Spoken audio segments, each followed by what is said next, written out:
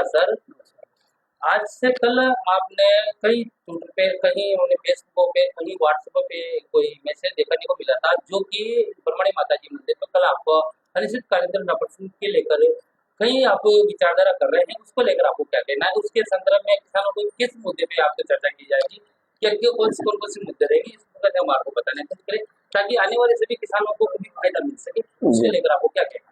देखिए, कल 24 तारीख को 11:30 बजे ब्रह्माणी माता जी मंदिर पर संयुक्त किसान संघर्ष समिति के बैनर पर हमारी एक किसान जाजम लग रही है। तहसील क्षेत्र के 70 गांवों के किसान यहाँ पर एकत्रित होंगे। हमने पहले भी स्थानीय प्रशासन के माध्यम से सरकार के नाम मांग पत्र दिया था, केंद्र सरकार के नाम दिया था और राज्य सरकार के नाम दिया था। मांग पत्र दिया था हमने 10 तारीख को, 9वें महीने की 10 तारीख को मांग पत्र दिया था। उससे पहले 4 तारीख 8वें महीने की मांग पत्र दिया था। और ये मांग पत्र था क्षेत्र में जो अतिवृष्टि हुई थी, अतिवृष्टि से क्षेत्र में जो आपदा ग्रस्त जो हमारे जो किसानों को जो नुकसान पहुंचा है फसलों से, उसके बीमा क्लेम, मुआवजा और किसानों की संपूर्ण कर्ज माफी की जो हमारी ये मुख्य मांग थी। तो सर, आप इसकी मांग को लेकर कई बार करते चले आ रहे हैं, पर अभी तक आपका कोई मांगों के ऊपर कोई निर्णय क्यों नहीं हो पाया? ये सबसे बड़ा दुर्भाग्य है क्षेत्र के किसानों का, या यूं कहें कि देश के किसानों का। जब चुनाव आते हैं तब राजनीति और राजनेताओं को किसान याद आते हैं। उसके बाद चुनाव निकल जाने के बाद सब लोग किसानों को भूल जाते हैं। चुनाव में ये मुद्दे बिल्कुल एक इस प्रकार से छाए रहते हैं मानो सारे नीचे से लेकर ऊपर तक सारे सिस्टम में बैठे लोग किसान हितैषी हैं। लेकिन जब चुनाव जीतने के बाद, किसान के वोट पाने के बाद वो लोग किसान को भूल जाते हैं, और वही लोग सत्ता में जाने के बाद किसान को प्रताड़ित करते रहते हैं और किसान के विपरीत नीतियां बनाते हैं और वोट लेते हैं किसान का और नीतियां बनाते हैं उद्योगपतियों के हित में। ये सबसे बड़ा दुर्भाग्य है। किसान की स्थिति वर्तमान में ये हो चुकी है, मांगरोल अंता विधानसभा क्षेत्र की बात नहीं है, पूरे देश की, पूरे राज्य की बात है। किसान जो फसल बोता है ना, उसकी लागत भी उसको मिल नहीं पाती, और वो लागत नहीं मिलने के कारण किसान की खेती घाटे का सौदा साबित होती जा रही है। और किसान जो खेती के लिए जो कर्ज लेता है, सेठ साहूकारों से लेता है, बैंकों से लेता है, सहकारियों से लेता है, ब्याज भी लेता है, सूदखोरों से लेता है खेती करने के लिए, तो वह कर्ज फसल की बर्बादी के चलते वो कर्ज चुका नहीं पा रहा किसान, और मजबूरन किसान को ऐसे गलत कदम उठाने पड़ते हैं जैसे आत्महत्या जैसे कदम। हम किसान से भी यही चाहते हैं, यही कहते हैं कि भाई मरने से तो बेहतर है अपने हक और अधिकारों के लिए संघर्ष करे, लड़ाई लड़े, ऐसे दोगले और भ्रष्ट सिस्टम के खिलाफ आवाज बुलंद करे। हमारी मांग कल 24 तारीख के कार्यक्रम में भी यही थी, और हमेशा ये संगठन जो संयुक्त किसान संघर्ष समिति है पिछले 14 सालों से लगातार अंता विधानसभा क्षेत्र में किसानों के हित के लिए संघर्ष कर रहा है। हमारी मांग निरंतर यही रहती है, गैर राजनीतिक रूप से रहती है, इसका कोई झंडा डंडा नहीं है। राजनीति में जो लोग अपने हिसाब से अपने उल्लू सीधा करें वो अपनी अपनी जगह, लेकिन जहां हम काश्तकार से ये एक ही बात करते हैं कि आपकी विचारधारा कोई भी हो, लेकिन किसान के लिए आप अपनी विचारधारा को त्याग कर किसान की बात को प्रमुखता से उठाने के लिए, इन मुद्दों को ताकत देने के लिए, और किसान की रोजी रोटी जो खेती है इसकी लड़ाई के लिए आप एक बार एक जाजम पाया जाए। कहीं बार से तो सूचना मिली है कि कई व्यक्ति द्वारा बताया गया है क्लेम, बीमा क्लेम को लेकर कई व्यक्तियों ने बीमा कर रखे हैं जी, कि फसल कभी अभी तक को बीमा नहीं मिला, तो उसके लेकर भी क्या कहना?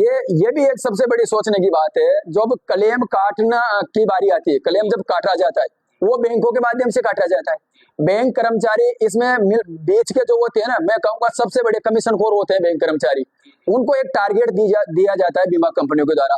तो किसान के खाते से जबरन बिना किसान की सहमति से बीमा काटने की जिम्मेदारी बैंक कर्मचारी की होती है। जबरन बीमा काट लिया जाता है और बीमा कंपनियों की झोली भर दी जाती है। लेकिन जब फसलें बर्बाद होती है और क्लेम देने की जब बारी आती है, तो किसान अगर बैंक कर्मचारी से बात करे तो वो इस मुद्दे पर बिल्कुल पल्ला झाड़ता है, वो बिल्कुल नकार देता है कि ये जिम्मेदारी मेरी नहीं है।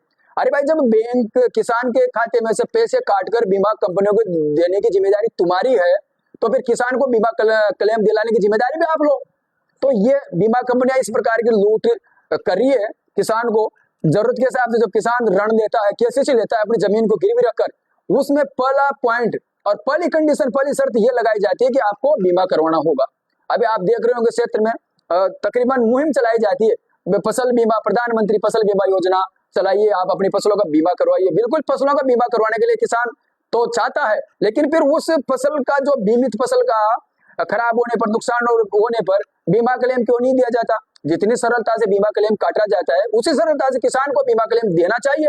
यानी कि एक बीमा क्लेम को लेने के लिए कई किसान बैंकों के अधिकारी के चक्कर काटते रहते हैं। जी कई बार मैंने देखा, कहीं बच्चों से सुना भी थे, कहीं जी मीडिया में भी देखा, जी कहीं जी पत्रिका में देखा, तो चक्कर काटते हैं। उसको देने का नीति क्यों नहीं है कि बैंकों में? नीति इसके लेकर सरकार से आप क्या मांग करना चाहते हैं? भाई, नीतियां बनाने वाले तो ये जो राजनीति में बैठे ये लोग ही है ना। नीतियां कौन बनाएगा? किसान के स्तर की तो है ही नहीं ये बात।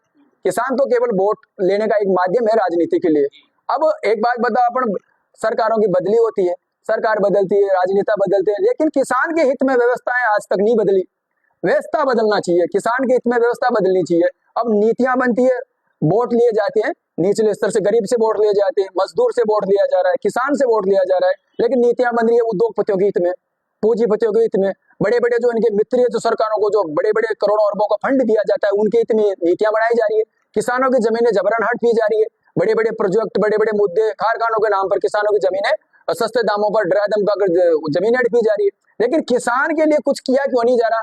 ये राजनेता, किसान तो वोट दे के अपने प्रतिनिधि को चुन सकता है, जैसे हम विधायक चुनते हैं, सांसद चुनते हैं, तो विधायक राज्यसभा में बैठता है, सांसद लोकसभा में बैठता है। ये इनका दायित्व बनता है, ये नैतिक दायित्व है राजनेताओं का कि किसान को जो उम्मीद, जो आशा प्रतिनिधि से होती है उसको पूरा करने का दायित्व इन राजनेताओं का है। लेकिन ये सरकार पर दबाव नहीं बनाते, और वहां जब सरकार में सिस्टम में जब ये लोग जाकर बैठते हैं ना, तो वास्तव में रूप से गरीब को भूल जाते हैं, किसान को भूल जाते हैं, और ये खुद भी एक गुलाम बन जाते हैं, सरकार के सिस्टम के पट्टादारी गुलाम बन जाते हैं। किसान की कोई वहां बात करता ही नहीं है। आप देखो विधानसभा में 200 विधायक है और सांसद है दिल्ली में। हमारे क्षेत्र की बात करें, अपन अंता विधानसभा या बारा डिस्ट्रिक्ट की बात करें, यहाँ से हमने सांसद जी को चुनकर भेजा, विधायक जी को चुनकर भेजा, 12 जिले में 4-4 विधायक जी को हमने चुनकर भेजा, सांसद जी को भेजा। किसान की कोई बात ही नहीं कर रहा ना। सबसे बड़े दुर्भाग्य की बात है कि किसान की कोई बात ही नहीं कर रहा। और जो भी चुनाव लड़े जाते हैं, किसान के मुद्दे पे ही चुनाव लड़े जाते बिल्कुल, किसान के मुद्दे पे चुनाव लड़े जाते हैं हर बार, हैं, फिर भी किसानों की बात नहीं करते। ये सबसे बड़ा दोगलापन है राजनेताओं का। हमारी मेन मुख्य मांगे यही है, और संघर्ष भी किसान का इन्हीं मुद्दों और इन्हीं पे है वो वर्तमान में। भाई साहब, आपकी मांगे सरकार ने नहीं मांगनी है तो आप क्या करें? भाई, अब किसान की जितनी ताकत है, मैं तो अपने क्षेत्र के किसानों से यही अपील करता हूँ कि जिन मुद्दों पर हमने इन राजनेताओं को वोट दिया है, या जिन मुद्दों को लेकर ये वोट मांगने हमारे बीच में आए हैं, किसानों के बीच में आए गाँव में, तो अगर वो वादे अगर पूरे हो गए, किसान को लगता है या गरीब को लगता है या मजदूर को लगता है, क्षेत्र के मतदाताओं को लगता है कि जो वादे इन्होंने हमसे किए अगर वो पूरे हो गए तो ठीक है।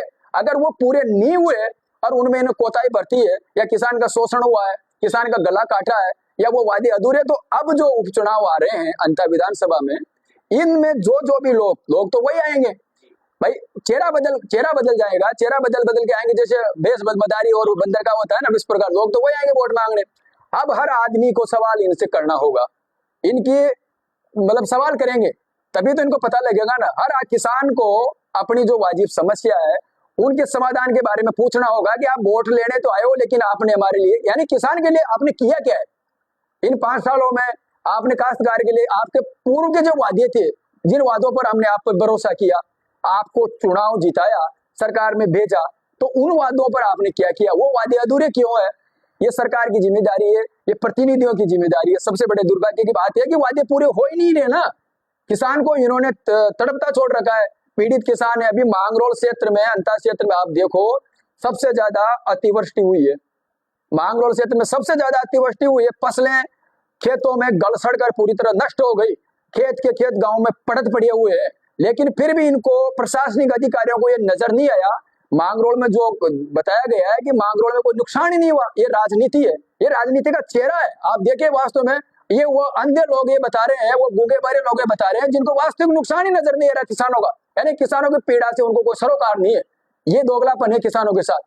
तो इतने बड़ी तादाद में अतिवृष्टि हुई है, किसानों ने बीज बोया था, बीज बोने के बाद अंकुरित भी हुआ था, अंकुरित होने के बाद बारिश की वजह से जो लबालब खेत भरे पड़े थे उनमें बीज गल सड़ कर पूरी तरह नष्ट हो गया। लेकिन सर्वे इन्होंने ऐसा दिया है कि मांगरोल तहसील को छोड़ दिया, सर्वे तो गलत, दूसरी बात है, मांगरोल तहसील में नुकसान ही नहीं बताया। जबकि आपने देखा होगा नदी नाले उफान पे थे, काफी लोग दुर्घटनाग्रस्त होकर मौत के काल के ग्रास बने हुए थे, गांव में कच्चे पक्के मकान ढहे थे, उस टाइम में काफी जानवर मरे थे, जनमानस हताहत हुआ था, उसके बाद भी इन्होंने नुकसान नहीं बताया, नुकसान नजर नहीं है। जबकि कृषि मंत्री के साथ उनके सामने बोल रहे थे क्या? जी, कृषि मंत्री जी के सामने उनके विधायक बोल रहे थे, उनके पार्टी के विधायक बोल रहे थे, भाई मैं तो था नहीं वहां पे, लेकिन वो जनप्रतिनिधि, जो जनता के द्वारा चुने हुए जनप्रतिनिधि बोल रहे थे ये बात को। वो भी वही थे, कृषि मंत्री जी बोल रहे थे। बिल्कुल, कृषि मंत्री जी को तो इन्होंने पता नहीं अब वो क्या गलत रिपोर्ट दी है या उनको भ्रमित किया है, ये तो मैं कह नहीं सकता। लेकिन कृषि मंत्री जी को जो बताया और मीडिया में आया, पेपरों में वो चीज आई है, तो उसे हमें भी बड़ा दुख हुआ कि वास्तव में किसान के लिए इनके दिल में कोई दर्द ही नहीं है, कोई पीड़ा ही नहीं है। रामचंद्र मीणा, संयोजक, संयुक्त किसान संघर्ष समिति, विधानसभा क्षेत्र अंता मांगरोल से हूं मैं। हमारी कल के जो कार्यक्रम की जो मेन मुख्य मांग है कि यही थी कि हमने 2-2, 3-3 बार मांग पत्र दे चुके हैं। तो अभी भी 4 दिन 10 तारीख को हमने सैकड़ों की संख्या में किसानों ने, 70 गांव के किसानों ने एकत्रित होकर माननीय उपखंड अधिकारी को, मुख्यमंत्री जी के नाम मांग पत्र दिया था। उसमें हमने उनको बताया था कि जो आप कार्रवाई करे आगे उसका आपको हमें आकलन बताना होगा, ब्यौरा देना होगा। तो कल जाजम इसीलिए किसानों की कि ये ब्रह्माणी माता मंदिर पे संयुक्त किसान संघर्ष समिति के बैनर पर हम विचार करेंगे, आपसी सलाह मशवरा करेंगे किसानों से। आगामी चुनाव आ रहे हैं, अगर किसानों को बीमा क्लेम और मुआवजा नहीं मिलता है तो हम हमारी इस मुहिम को गांव गांव तक ले जाएंगे, निचले स्तर पर ले जाएंगे, छोटे स्तर पर ले जाएंगे और किसानों को बताएंगे कि जो लोग वादा करके जो मुकर रहे हैं, अगर फिर भी अगर बार बार हम ऐसे लोगों को चुनेंगे, चाहे वो विपक्ष का लीडर हो, चाहे वो सत्ता पक्ष का लीडर हो, अगर जो किसानों की बात नहीं सुनेगा, हम भी बिल्कुल उसका बहिष्कार करेंगे। ऐसे न करा लोगों।